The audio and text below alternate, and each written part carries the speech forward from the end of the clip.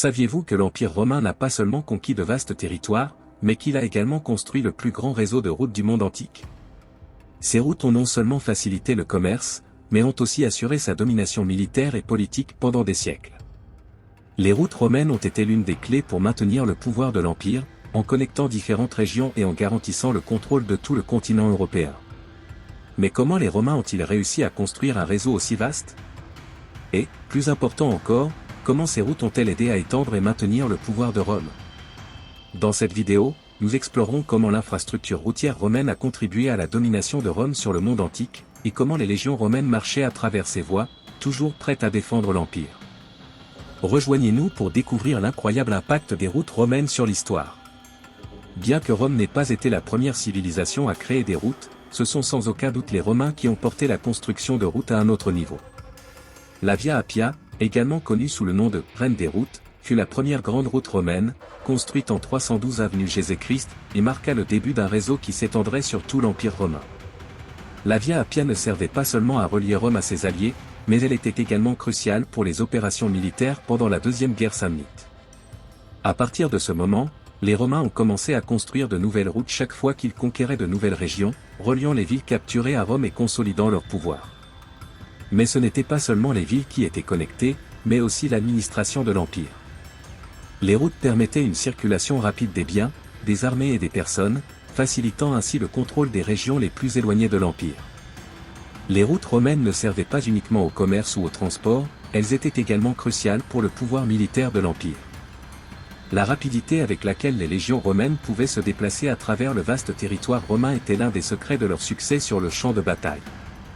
Imaginez cela, une armée de milliers de soldats marchant 30 à 40 km par jour, sans s'arrêter, avec la capacité de parvenir rapidement à n'importe quel point de l'Empire en cas de menace ou de rébellion interne. Grâce aux routes, les légions pouvaient se déplacer avec une agilité et une vitesse impressionnantes, ce qui leur donnait un avantage stratégique sur leurs ennemis. Les routes ne réduisaient pas seulement le temps de voyage, mais minimisaient également la fatigue des soldats. Cela permettait à l'armée romaine d'être beaucoup plus efficace et capable de répondre rapidement à toute situation, que ce soit le long des frontières de l'Empire ou au cœur même de Rome. La construction des routes romaines était un processus minutieux, impliquant plusieurs spécialistes, mais les plus importants d'entre eux étaient les géomètres. Ces experts étaient chargés de mesurer et de délimiter le terrain, en s'assurant que les itinéraires étaient les plus droits et directs possibles. Les géomètres utilisaient des poteaux d'observation et des outils précis pour tracer le chemin. Grâce à des techniques avancées, ils pouvaient créer des routes non seulement efficaces, mais également impressionnantes en termes d'ingénierie. Pour garantir la durabilité et la stabilité des routes, les Romains utilisaient plusieurs couches de matériaux. D'abord, ils creusaient des tranchées pour créer une base solide. Ensuite, ils construisaient des murs de soutènement de chaque côté de la route, assurant ainsi que l'itinéraire restait intact même pendant les pluies. Les routes ne traversaient pas seulement des plaines, mais grimpaient également des collines et franchissaient des rivières, s'adaptant au terrain pour créer un réseau de routes qui résisterait à l'épreuve du temps. Lors de leur voyage sur les routes romaines, les voyageurs pouvaient trouver plusieurs repères pour les aider à s'orienter. Parmi ceux-ci, les piliers de pierre indiquaient la distance jusqu'à la ville la plus proche, en mille romains, et offraient des informations précieuses sur l'itinéraire. Ces repères ne servaient pas seulement à indiquer la distance, mais montraient également des détails importants, comme l'année où la route avait été construite, qui l'avait construite et quand elle avait été réparée pour la dernière fois. En 20 avenue Jésus-Christ, l'empereur Auguste ordonna la construction du Million d'or, un monument situé au centre du Forum romain. À partir de ce monument, toutes les distances dans l'Empire romain étaient mesurées, donnant naissance à la célèbre phrase « Toutes les routes mènent à Rome ». Ce monument devint le centre du réseau routier romain, avec toutes les grandes routes partant de là.